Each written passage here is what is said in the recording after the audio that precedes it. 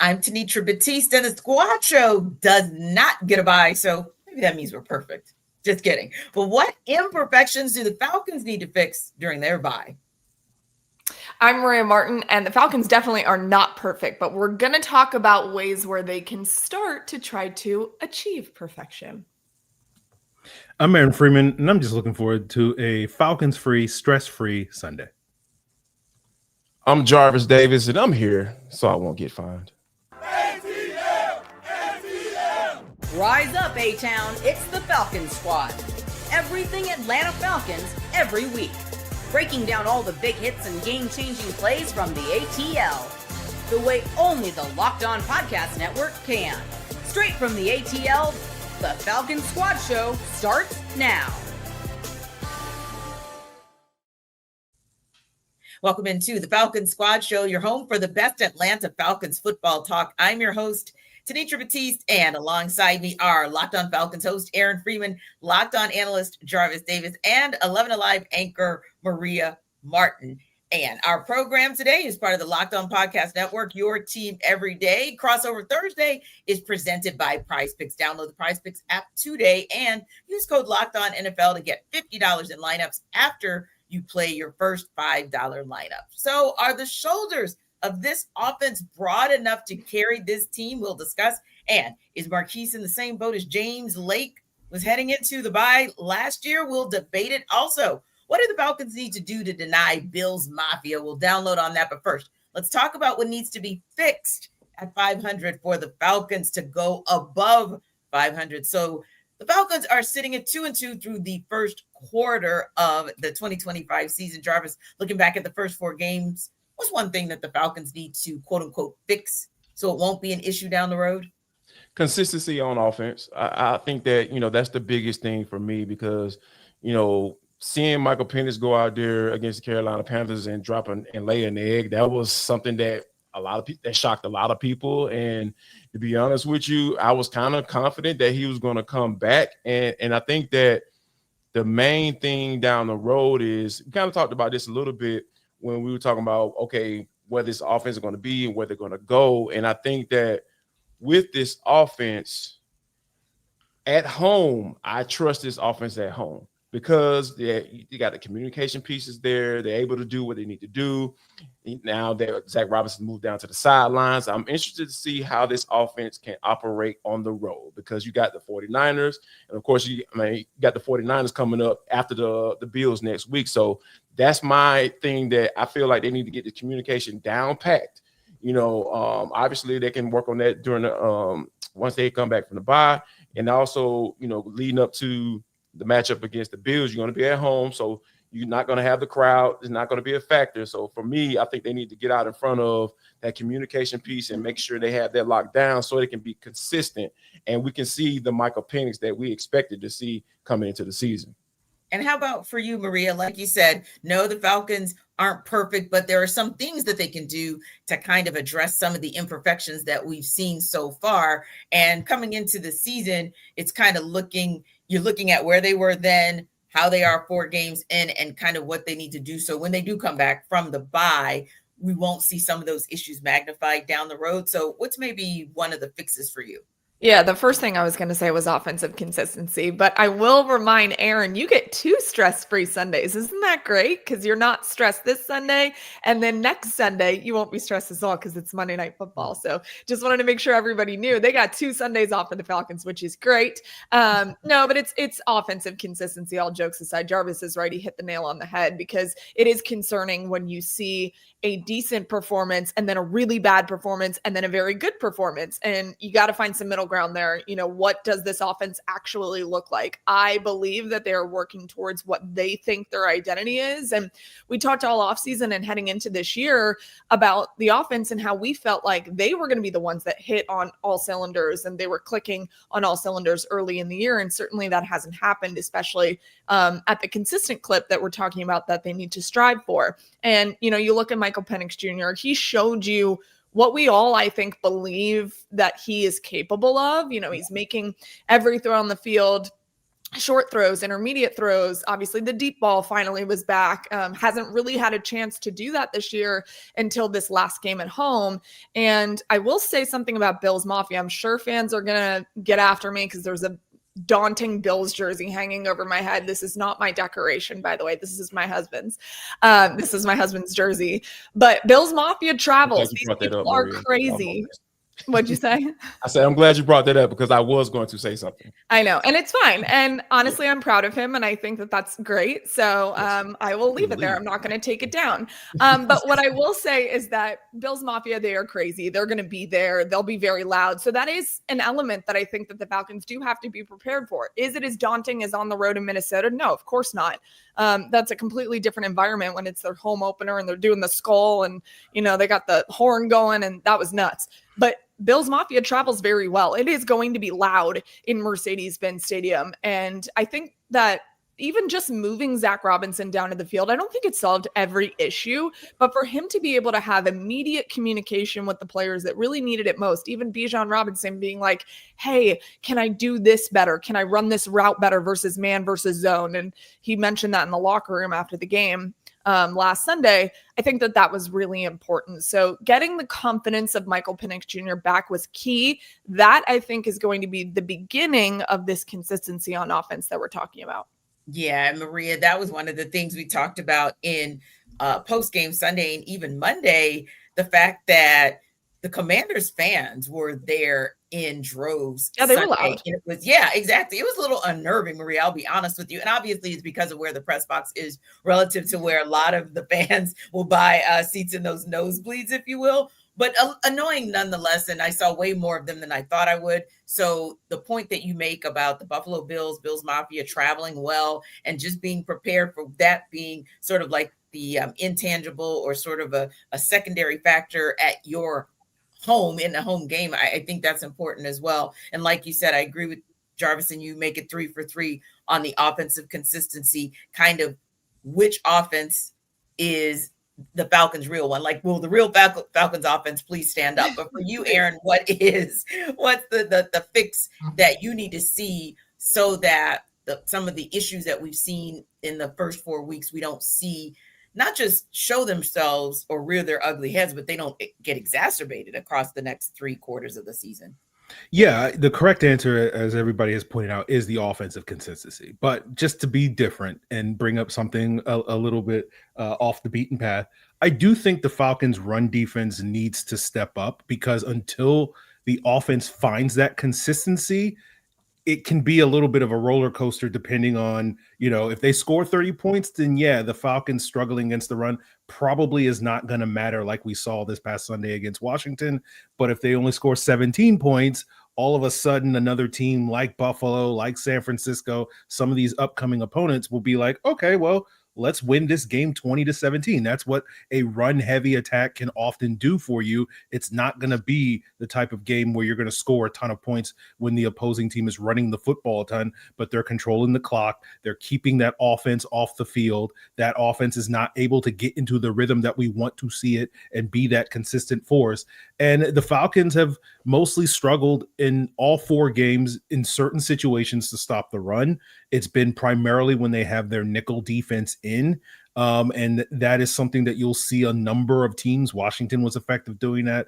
There are other teams coming up over this next month or so that are really good when they play with their 3 wide receiver sets. That forces defenses to play with their nickel defense, and that's going to lead to potentially vulnerabilities for the Atlanta Falcons. And again, if the offense is consistent and performing and playing at a high level, this is probably not going to be a major issue. It's just going to be like, all right, the team is moving the ball, down the field by being able to run it. And then probably in the red zone, you would expect the Falcons defense to tighten up and get the stops that they need in order to prevent those scores. But if the offense isn't performing, some of those issues, those are going to be the things that are the margins where this opposing team is able to get that one more red zone opportunity that may result in a touchdown that could win one of these close games, simply because they're able to run the football effectively in these games. And that's going to limit the opportunities that the offense has to get back on the field. So I think that is something that the Falcons defense can clean up, but it's secondary to the offensive consistency. Yeah. And I think you make a great point about the run defense, because when we think about what the Commanders were able to do, 147 yards on the ground, I think back to the explosive plays on the ground for them, and particularly in that opening drive. And I'm thinking, okay, great. And hey, look, this is not an offense, by the way, or an affront to Chris Rodriguez or Ja'Cory Merritt. What this is a compliment to James Cook. James Cook is number 2 in the NFL this season amongst running backs with 401 yards on some ridiculous number of carries. It's like 75 carries. And he is also that dual threat in terms of being able to be a pass catcher out of the backfield, but more importantly is what he does in the run game, and also what Josh Allen does in the run game. So when you talk about run defense, my mind also goes to that mobile quarterback like Josh Allen, who is a true dual threat QB who can really, really get to the second level the same way the darn running back can get to the second level. So certainly that needs to be tightened up heading into that showdown against the Bills. Not this coming Monday, but of course the following Monday. But yeah, Jarvis, when you kind of look at, and we'll switch it up since Maria and you kind of went on the offensive side of the ball and Aaron went on the defense. I'll ask Maria and you, what's maybe that one fix you'd like to see on the defensive side of the ball, not name the run defense, that also is something that, hey, with a little bit of a tweak, that'll just kind of shore things up defensively for the Falcons.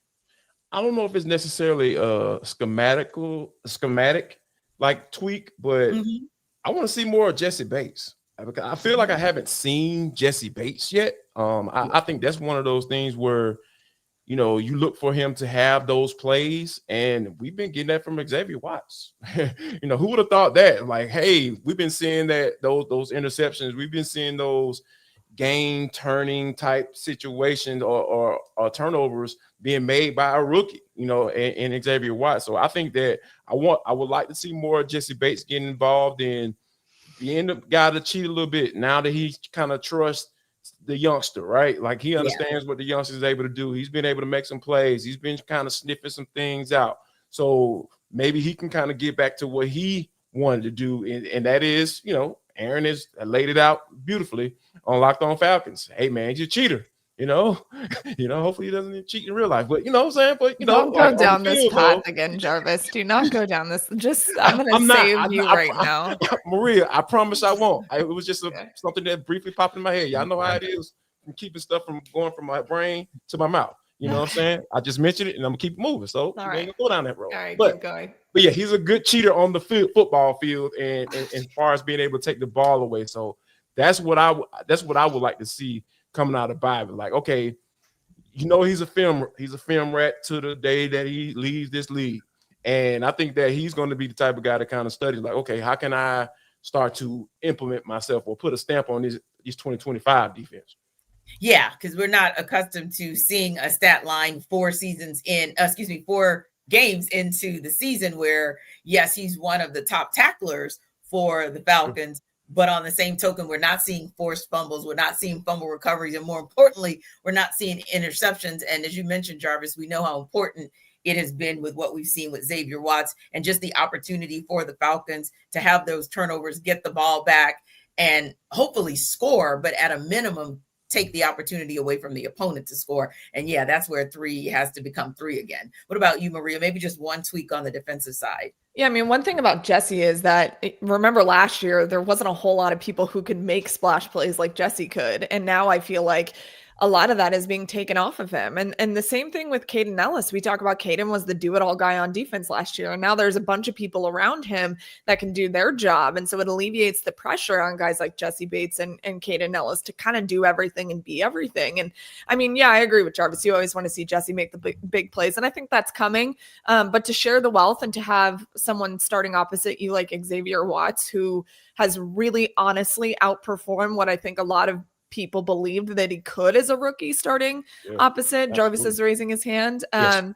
And I love Xavier. And I think, sky's the limit. He's already got 2 picks and he's a freshman out there. He is a rookie. And I think it's great to see him doing his thing. I don't really have any particular tweaks to this defense. I want them to continue doing what they're doing. That is what I want, because we're talking about offensive consistency. I want defense to be the same way. And they have been such a pleasant surprise, honestly, and they continue to get better week in and week out. Yeah, of course, like there's different things that the rookies can do better. And I just really enjoy what they've been cooking up so far. There's a lot of fresh, young energy. I think that really helps. And the way that they're rotating guys in and out has allowed them to do so many different things defensively, up front, schematically. It's so refreshing to see just how many different things Jeff Ulbrich has been able to create on the defensive side of the football. The aggression is there, the quickness to the ball. This is all stuff that is foreign to Falcons fans and to people that have watched this team for years. So I want them to continue what they're doing. That's going to be really important too against a Bills offense who are going to do everything that they can to kind of wear you out throughout 4 quarters. And I believe that the freshness of what the Falcons are playing with, rotating guys, we're talking about this hockey-like approach that Jeff Ulbrich talked about all the way back to when he first got here. I think that's really going to help you against Buffalo. So for me, it's staying consistent because that was one of their biggest kryptonites last year. And if you can stay consistent at the rate that they have been, I think that honestly, this defense will look very good towards the end of the year. Yeah. And for you, Free, I'll challenge, since you started on the defensive side of the ball, what on offense, maybe just one tweak you want to see? Yeah, more play action. It's been the going theme on Locked On Falcons and these Falcons Squad shows for seemingly 9 months now. So just get that play action passing game going. We saw some flashes this past Sunday. We want to keep building on that. And so that to me is kind of the major thing that I think can go a long way to really improving this offense. I'm laughing because literally I tweeted during the game. I said, "Oh, look, play action." I was so excited, which is really sad, honestly. Yes. No, I think a lot of people kind of felt like that, Maria, like, wow, there it is. It's appeared. And wait, It's funny. It appeared and it is bringing success. It's yielding scores. So no, I think a lot of people were pleasantly surprised at seeing that. And also just kind of seeing a not so vanilla offense on Sunday. You just want to see more. But when you think about what this offense was able to do in last week's game, it's what you kind of expected. But are the shoulders of said offense broad enough to carry this team? We'll take that under further review. This episode of our Falcons Squad Show is brought to you by FanDuel. The NFL season is here, and FanDuel has an offer you don't want to miss. Right now, new customers can bet just $5 and get $300 in bonus bets if you win. That's right. Pick a bet, put down $5, and if it hits, you'll unlock $300 in bonus bets to use across the app. And, with FanDuel, you have so many ways that you can actually play across the app. You can build parlays, try player props, even follow the live lines during games. It makes watching football even more exciting when you've got a little something riding on the action. And whether you're a casual fan or love diving into the stats, FanDuel makes the game day experience so much better. So what are you waiting for? Visit FanDuel.com to download the FanDuel app today and get started. Again, you're going to love FanDuel because you can build parlays, try player props, and even follow the live lines during games. So again, visit FanDuel.com to download the FanDuel app today and get started.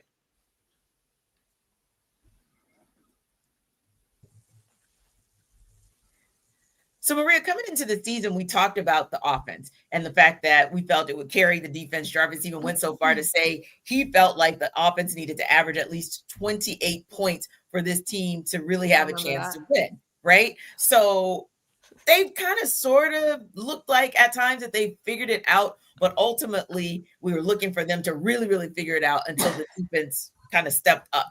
Now, that was mainly because the defense was young. Granted, the defense has had some upticks, but when you look at Zach Robinson's offense, do you feel like it's headed in a direction that tells you that if and when they need to carry the load, they can? I mean, I think it's headed in that direction. Do I think it's there? No, I mean, we're not even close. I think that the game against the Commanders finally gave everyone a little bit of hope, and hope is a dangerous thing when you're talking about the Falcons. I have learned this in my 6 years here. I understand, and I am an overtly positive person, okay? If you've met me, you know that I try to see the brighter side of everything. But I hear you guys. I hear the Falcons fans who are like yelling at me every Sunday, like, why are you so hopeful about anything? So hope is a dangerous thing that we're talking about. But I do have hope, okay? I just like doubled down on that. I do have hope just because of what I saw. I'm not completely convinced though, just because that was really honestly the first glimpse of something that seemed positive on offense. And which is honestly a shame because there is absolutely no reason why this offense shouldn't be towards the top of many different statistics league-wide when you have the kind of talent that you do. Granted, you have a young quarterback. We all know that Michael is going to have to figure some stuff out. He's going to have some bumps in the road. You expect him to have some more difficult games, hopefully not to the caliber of the Panthers game. You hope to never see something like that again, although it could happen. I mean, playing quarterback in the NFL is incredibly hard. I think it's the hardest position in the world. And Michael did show you a bounce back game against the Commanders. That showed beyond maturity. Okay. I'm very excited that he did that, because if he were to come out there and just look mediocre, you'd have concern. He looked really good. Okay. And he was doing things that we hadn't seen so far this season, which is important. And not to mention, take away the run offense, the pass offense, the guys that are getting downfield and blocking, Drake London, Kyle Pitts, that's the stuff that you look at from the Commanders game and you think, okay, these guys might be onto something. Kyle Pitts, y'all didn't believe me. Not saying you three, but a lot of people did not believe me when I was talking about Kyle in training camp. And everybody's like, oh, this is Kyle. You know, Kyle does this and he shows up in training camp and then he doesn't show up on the field. Kyle looks really good, you guys. Go back and watch the tape. He's blocking. What are you doing, Jarvis? Who is this Kyle Pitts you speak of? I don't. Have you seen this man? Kyle Pitts Sr. Oh, Kyle Pitts Sr. Yes. Okay. All right. Okay. Yeah, he might get after me for that. Yes. Kyle Pitts Sr. Okay. Do we need to say Michael Penix Jr. now for you every single time? Every single time. I gotta know what you're talking about. You know what I'm saying? I get confused sometimes. You know what I mean? No, you don't. You literally don't. Okay. But anyways, Kyle Pitts looks really good. Drake London finally had a breakout game, which we weren't totally convinced that he was 100% healthy. I'm gonna ignore Aaron having a mental breakdown right now. And Bijan Robinson and Tyler Algier, getting everybody involved is what gives you that hope that I'm talking about. Once you have all of these playmakers involved on offense, which Michael did a very good job of, I think that gives you, I guess, a little bit of hope that moving forward, this offense can actually string something together. Yeah. And I like, Maria, that you called out some of the things that I'll say are the intangibles, because we can look at the stat line and the stat line may tell us, hey, Bijan had this great game because he had another one of those 100 plus yards from scrimmage, or he had 100 plus yards rushing and 100 plus yards receiving. Then there's Tyler Algier and what he's able to do in the run game. And as you mentioned, Maria, even in the passing game with Michael Penix Jr. But what I really like that you called out, and to me, what takes your offense to the next level is when you do the little things like Kyle Pitts getting down the field and making those blocks. When Drake London is 100% healthy, and it shows in the way he's catching balls that maybe he wasn't catching the first couple of weeks, and he's doing his signature blocking, because that's always what he's been about. So I like the fact that you called out some of those smaller things, the details that don't show up in the box score that will be critical to this offense going next level. What about you, Aaron? When you kind of look at this offense, do you feel like they're showing you signs that they can carry the load? Yeah, I think so. I think Maria nailed it in the sense of they're headed in the right direction.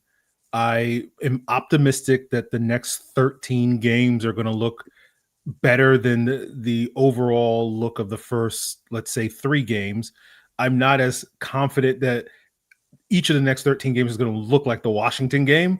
I think it's going to be a bit of a roller coaster before this team really, hopefully, finds their footing, post Thanksgiving, when they probably will really need their offense to go on a run, because they'll probably need to, win 4 out of their last 5 games or whatever they need to do in order to win the division or make the wild card. That's just the nature of the NFL. And so I feel like this is a great starting point that I think they can get there, but we're, basically 2 months away from getting there. And I think it's going to be a little bit of a roller coaster. And I think Maria's going to still hear from folks that are, freaking out every Sunday because it's not always clicking, especially this next game against Buffalo. I think is going to be a real challenge for this offense. But I do think some of the points that Maria made, as well as UT, this offense is at its best when you have all these premium weapons that they have playing at a high level. You have obviously the quarterback in Michael Penix. You have Bijan Robinson. You have Drake London getting going. Kyle Pitts is off to the best start of his NFL career, even better than the rookie season in terms of just performance. Maybe he's not putting up quite the numbers because he's got to share the football with more players now than he had his rookie season. And they still haven't gotten Darnell Mooney going. And so there's still a lot of untapped potential for this offense. And so if they can get all those guys going, get Tyler Algier to continue doing Tyler Algier things, the offensive line continues to be a much more stable unit than we were worried about going into the season. Those are all the boxes that this team has the ability to check that is going to get a consistently high level product that can deliver on the point total that Jarvis, the ever shifting point total that Jarvis was pushing this summer, where it was just increasingly going up each and every week on these squad shows. I think we got to 30 by the time we got to the end of preseason. Yes. But I think they're on the path to doing that. I just think people need to be a little patient because I don't think it's going to be instantly there moving forward, but I think they are on that path.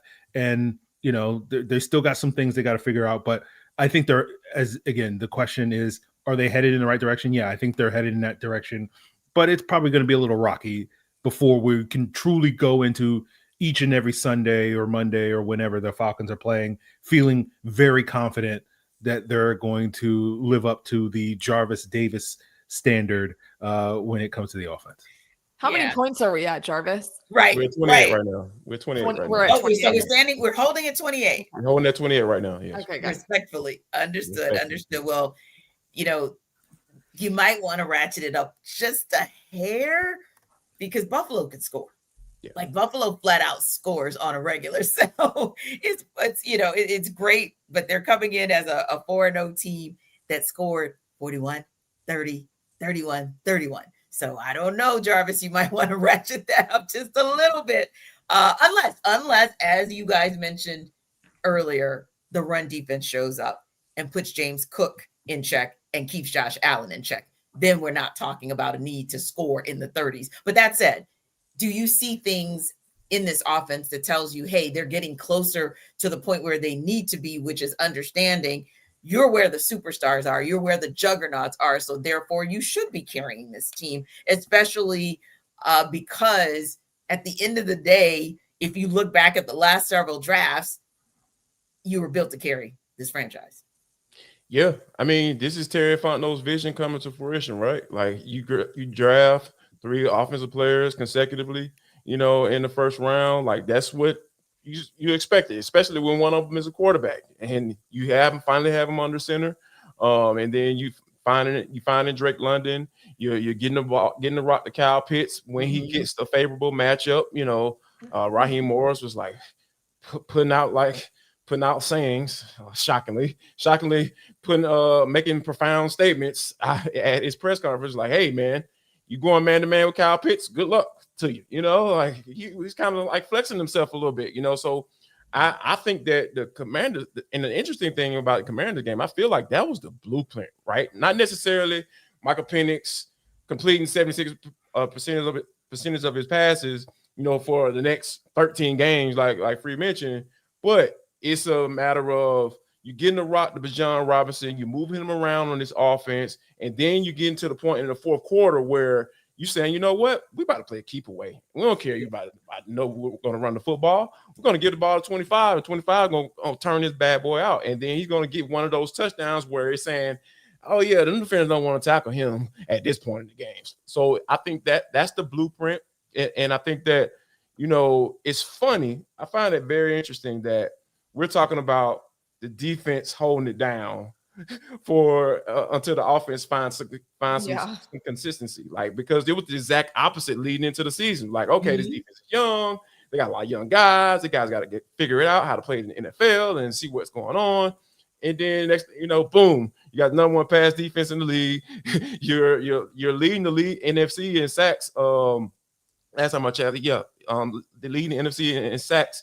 Right now. So it's just so many things that we did not expect coming into the season that are actually happening. Mm-hmm. And I think that the answer should be a resounding yes, that they should be carrying this team, and they're on their way because the defense is playing much better than you expected through the first quarter of the season.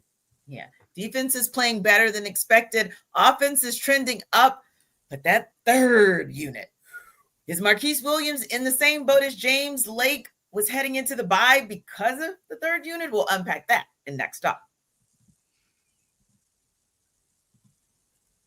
This episode of our Falcons Squad Show is brought to you by Game Time. NFL season is back, and honestly, there's nothing better than being in the stadium surrounded by fans cheering on your team. But let's be honest, getting tickets can be a hassle between queues, login screens, prices jumping at checkout. It's frustrating. That's why I use Game Time, the app that gives the advantage back to fans. Game Time is fast, easy, and backed by the Game Time guarantee. You'll always get 100% authentic tickets delivered on time and at the best price. Plus, all fees are included, so the price you see is the price you pay. And when you pull up Game Time, in just a couple of taps, you'll see amazing deals like your favorite NFL games as low as $100. And the app has made things super simple so you can see the exact view from your seat before buying. And gotta love those zone deals. Pick the section, Game Time picks the seats, and you save big. So download the Game Time app, create an account, and use code LOCKEDONNFL for $20 off your first purchase. Now, terms do apply, but again, that's promo code LOCKEDONNFL for $20 off. Swipe, tap, ticket. Go. Download Game Time today.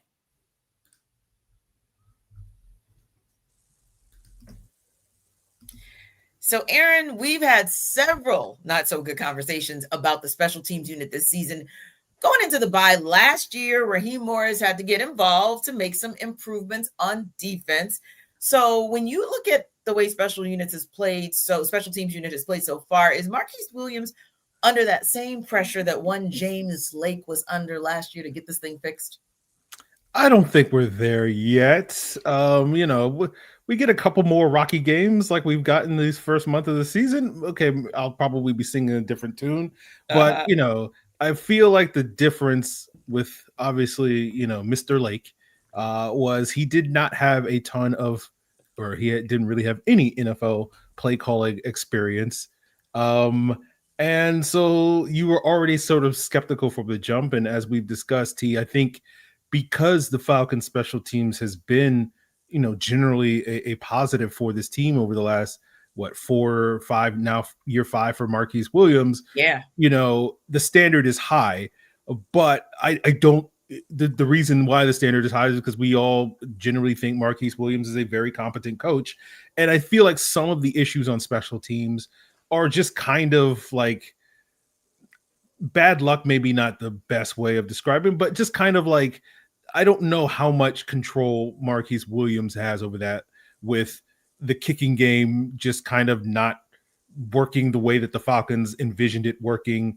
And you're sort of kind of having to call an audible with John Parker Romo, and you're, feeling okay off of last week's game, but you just don't know at this point moving forward. And I don't know how much I would blame that on Marquise Williams. I'm just like, kickers are kind of their own thing, which is why they're so polarizing to folks, because they kind of live in their own world.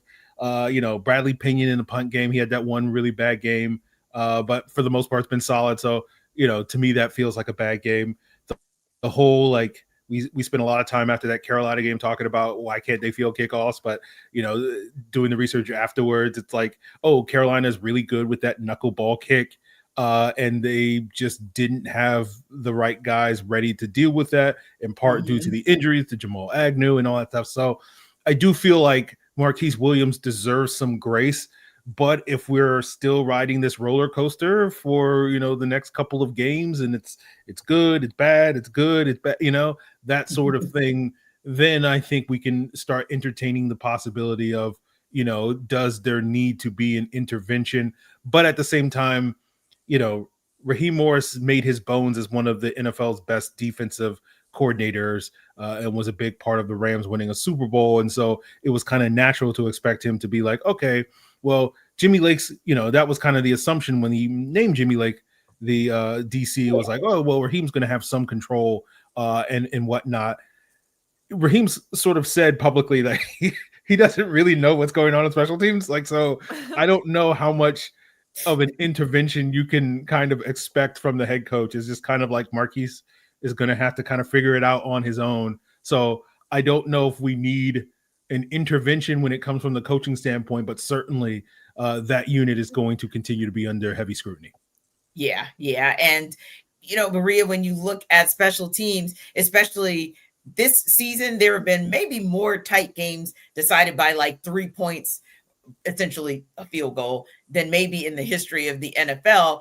And part of the reason, Maria, is because kickers are able to just boot it like 50, 52, 55 yards. It's like a PAT at this point for some kickers. So Aaron is right.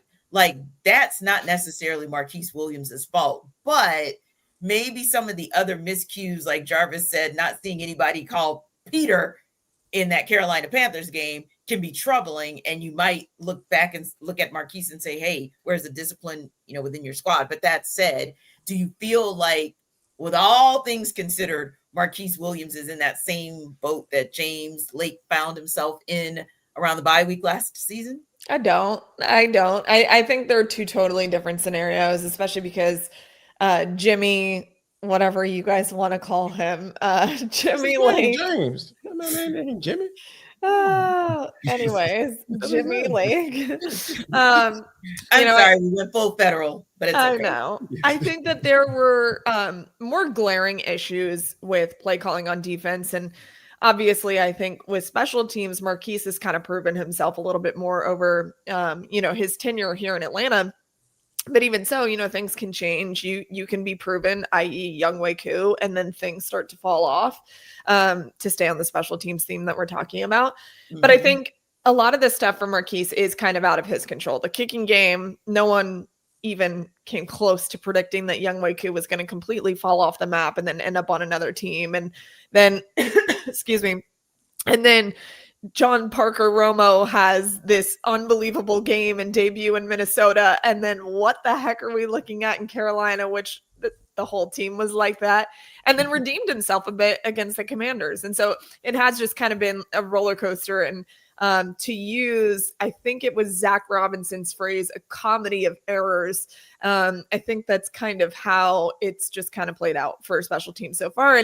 And they've played some good teams that illustrate special teams very well. The Commanders, their special teams unit has been incredibly strong throughout the beginning of the season. And you saw that again against Atlanta. And so I don't think that's really necessarily an indictment on Atlanta. And Atlanta has some really good pieces on their special teams unit. It's just been injuries. And then the kicking game has just kind of been a disaster. And, to your mentioning it, when you have kickers that can consistently boot 50 plus yards on a consistent basis, and then you have kicking game for the Falcons that is so inconsistent. Yeah.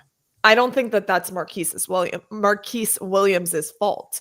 So no, I don't think he's under the same breath. Now, if we turn into a carousel of kickers by the time we're talking about halfway through the season, maybe we start to scratch our heads and think, what the heck is going on? I just don't think that that's something you can blame Marquise for at this point. Yeah, and that's very fair. And I think, Jarvis, that Marquise Williams has built up at least enough cachet across time to be able to get some grace for what we've seen in the up and down of special teams so far this season. Yeah, I think one of the things that I was encouraged by, a couple of things I've been encouraged by, was specifically, locking down Jamal Agnew, getting healthy, having him back there. And then I like what I saw from Ray McLeod in this past game against the Commanders from a return standpoint. When Natron Brooks got hurt in that particular return, they ended up re-kicking it. And Marquise Williams went back with the same return, and they were able to get almost just as many yards as Natron Brooks got on his return. So I think when you're talking about that, seeing something, recognizing something, seeing something, and making the necessary adjustment, or hey man, run it back. We're gonna go with the same return because we know we saw something on film coming into this game that, hey, we know we can take advantage of that. And that's one thing that you always appreciate, right? Because even if the inconsistency with the kicker and having to make changes and getting rid of a guy that had done so much for you in Younghoe Koo, the fact that you're willing to make that change, the fact that you're willing to make that necessary adjustment, I feel like Marquise Williams is not in the same boat as a James Lake. So for me, I think the jury's still going to be out, because guess what? When John Parker Romo lines up that kick in Mercedes-Benz Stadium against the Buffalo Bills, you doggone right, I might have a little pit in my stomach. I'm sure. No doubt. No doubt. It's going to be there until I see some consistency, right? Like, but especially if it's like a 35-yard field goal, I might lose my mind. But you don't put these two guys in the same category, because, like Free mentioned, he's a guy that's been there, done that. He's raised the level expectation for this special team unit. And I think that he's going to have to figure this out, especially when you have a head coach admitting, like, hey, man, I don't know about all that technical stuff. You either make it or you miss it. Like, he's just looking at the end result. And when you have a coach in that particular situation, another coach who's willing to make a change, he fired James Lake. He got rid of the defensive line coach. Younghoe Koo not doing what he's supposed to do. Oh, we're going to bring somebody in here to get it figured out. Oh, yeah, the offense is not clicking quite a bit. If you can call him a scapegoat, whatever. I kill he out of here. And the offense, I'm not saying that was the reason why the offense was better, but you have a guy who understands that we can't give people the benefit of the doubt, especially if you don't feel that confident in what they're capable of. So I feel like in that moment, if Marquise Williams continues to get his unit being able to have an effect on the game from time to time, or throughout this rest of this season, I feel like we won't even be having a conversation about whether or not he's going to be around, especially in season. Yeah. And I think too, when I look back at, and Marie, it's interesting that you mentioned the Washington Commanders and kind of what they're able to do on special teams. And so I think about, the up and down of special teams, right? Mm-hmm. And the fact that if you can identify something like they identified, or the Falcons identified, without a Jamal Agnew, that kind of makes things challenging for us. Or that's why things were challenging for us with the Panthers, because of the way, they kick the ball, if you will. We know the Commanders are coming in, and we know that there's something special. Okay, so now you've had those two opportunities against maybe two of the best special teams or the better special teams units in all of the NFL.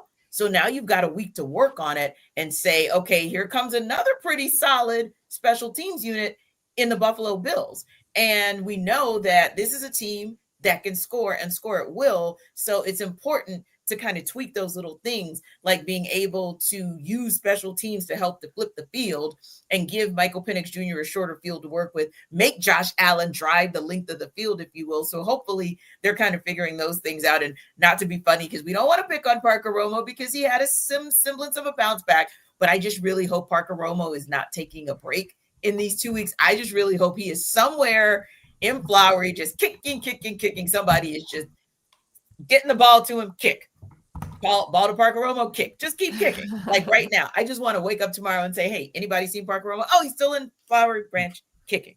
Yeah, that's what I want for special teams. But I agree with you guys. It's not so much maybe anything that Marquise Williams is or isn't doing. It's just maybe the pieces that have normally been in place for him weren't in place for him, and the pieces haven't been 100% healthy. And sometimes you just gotta. Your Carter Hodge missed his. You just finished my sentence. Yep, that's what I was gonna say. Like, you've got critical pieces that have yet to take the field in a Kadero Hodge. So who knows what that might look like as those guys get back 100%.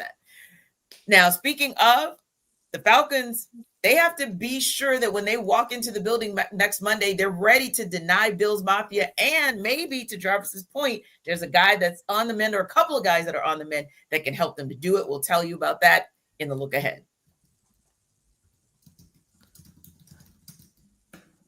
This episode of our Falcons Squad Show is brought to you by Mazda. Mazda crafts cars for those who do more than simply move. Mazda delivers confidence with every ride with more IIHS top safety pick plus awards than anyone else as of August 2025, from footwork to breath work, athlete sweat, all the details. Mazda brings this same intention to how we craft every model. And you can feel Japanese craftsmanship in every detail, from the metallic accents to available Napa leather upholstery. You can also make everyday drives feel like anything but, from smooth handling to intuitive controls. And with all-wheel drive standard in every crossover SUV, you can drive with confidence through almost any season. So like our players, we sweat every detail, because when you make every moment count, impossible becomes irrelevant. And like the players, Mazda sweats every single detail, just like we were talking about the Falcons sweating every single detail on offense, defense, and special teams as they get set to take on the Buffalo Bills when they return from the bye. And why does Mazda sweat every detail? Because when you make every move count, impossible becomes irrelevant. Mazda, move and be moved.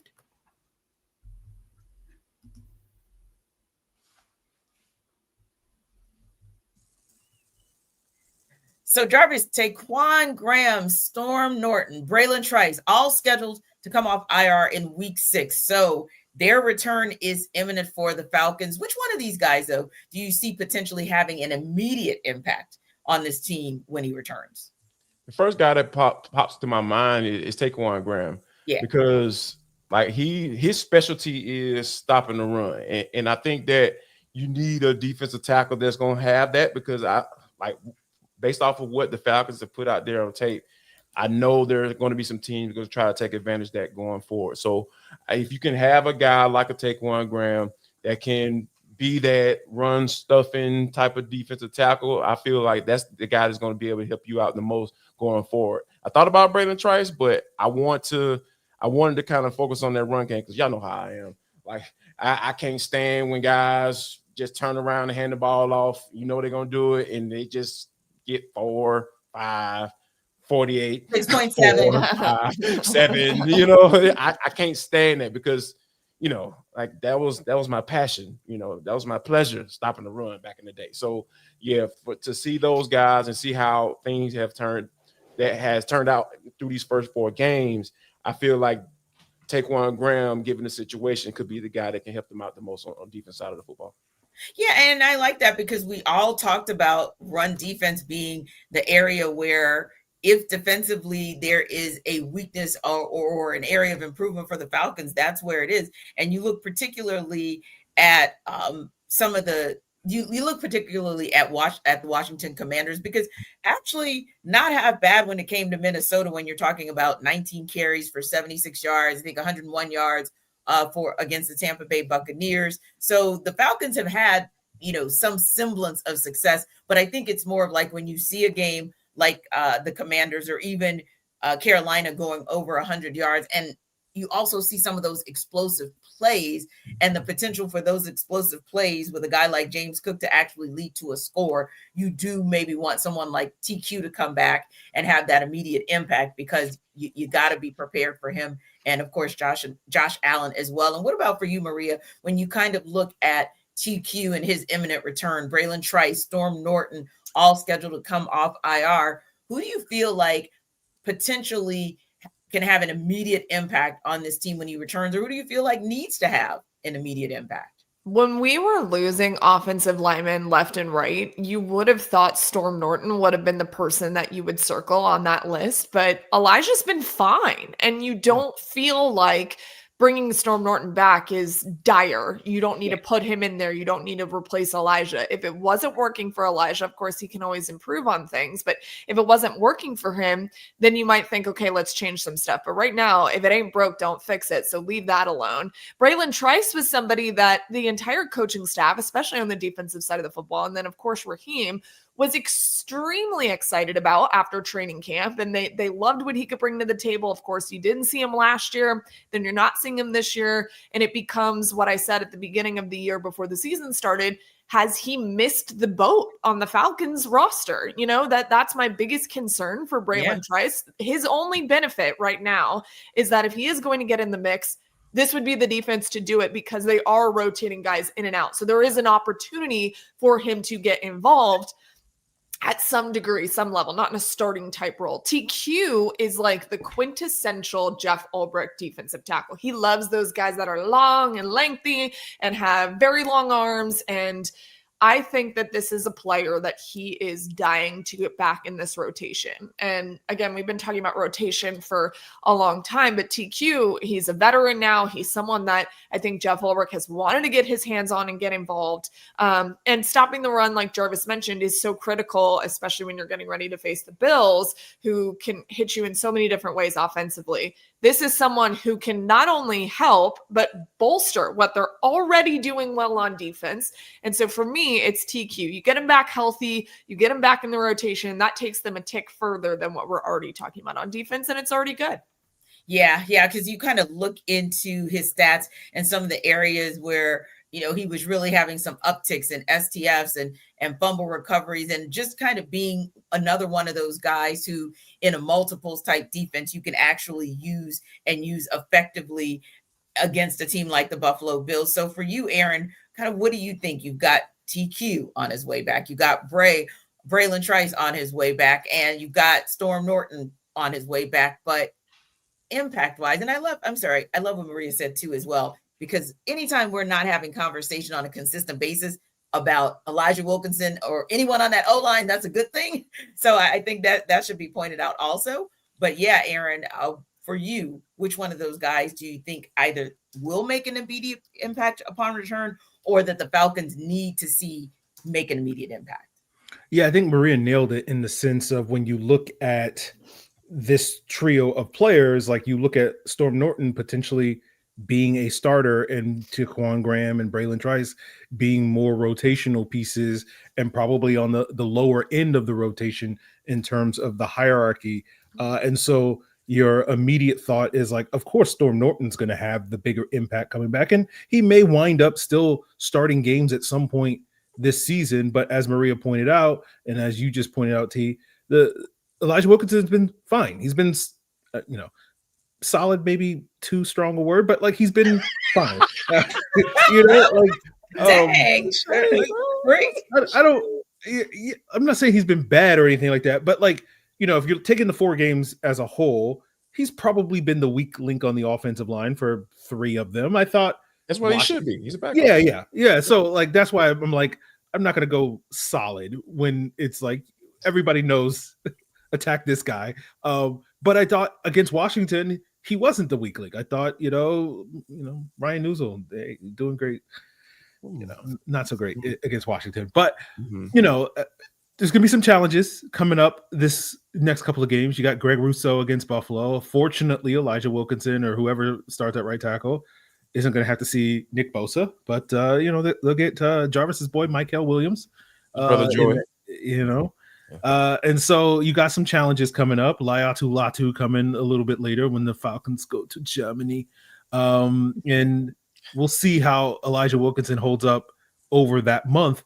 So I do feel like Storm Norton has the most potential because, a month from now we may be like, well, the Elijah Wilkinson, train kind of ran out of steam there, sometime in October or whatever, and we might need to turn to Storm Norton. But I honestly think like the difference between Elijah Wilkinson and Storm Norton's probably not going to be that drastic. I think you could probably say, okay, Storm Norton could be maybe a little bit more trustworthy when it comes to pass protection, but I kind of think Elijah Wilkinson's probably a little bit going to bring you a little bit more oomph in the run game. And so it's kind of a wash between those two guys. And we'll just be like, yeah, we swapped out Elijah Wilkinson for Storm Norton, and it's still the same issue where it's like, attack that guy. He's kind of still the weak link on the offensive line, and we got to scheme things around it to sort of mask those issues. But that may be further down the line. But I think, as Jarvis and Maria pointed out, in terms of like immediate boost to the team right now, like I do think Taquan Graham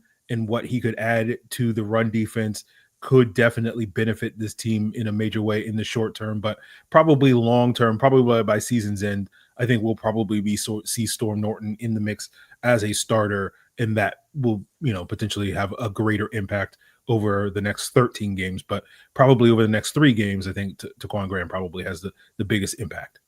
I like where you went with that, Free. So, Jarvis, I'll send it back to you as far as the long-term impact, because our question was around immediate impact and who maybe the Falcons need to have an immediate impact and who we believe could have an immediate impact. But I love what Aaron said. When you look at those three guys across the duration of time and who could be most impactful, or who the Falcons need to be more impactful, which one of those three guys is that guy? For long term, it's Braylon Trice. I feel like I believe in Braylon Trice. I think he can be one of those guys, can be a nice edge player, be able to set the edge, and really be strong in the run game and give you be relentless in the passing game or in the pass rush game. So for me, I think it's Braylon Trice, because and the good thing about it is that there's no pressure, really, to be honest with you, because you got multiple guys that can rush from outside, but I think he's going to be a guy that's going to be chomping at the bit to get an opportunity to prove himself. Hey, man, I belong.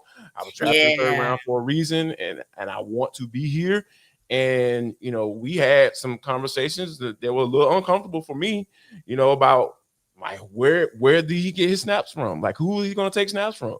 Because, the first rounders were going to get in Jalen Walker and James Pierce Jr. So I think now, coming off an injury, kind of being the forgotten one again, I feel like he has an opportunity to have an effect on this team long term, because of just given the situation that he's been in, coming off injury last year or being down for the season last year, and then trying to come back and showing some flashes in preseason, but still not having to go to IR. And now he's on his way back. I feel like he's the guy he's the perfect candidate for me to say, okay, talking about long-term impact that probably is going to be unexpected, because you got so many other guys that you're expecting to get production from. It has to be Braylon Trice for me. Yeah, I think that's a great call too. And something else you said, Jarvis, just the fact that they believe in what he's able to bring to the table. We've also seen, you have like those flash moments, whether it is in training camp or preseason. There are just certain players where you're like, I know you got it. I know it's in there. It's just a matter of your body allowing you to show exactly what it is that you're capable of. And Braylon Trice is kind of that guy. I like too that Free called out Storm Norton and what he could be able to do across like the duration of the season, because we absolutely know he's a guy that the Falcons just keep.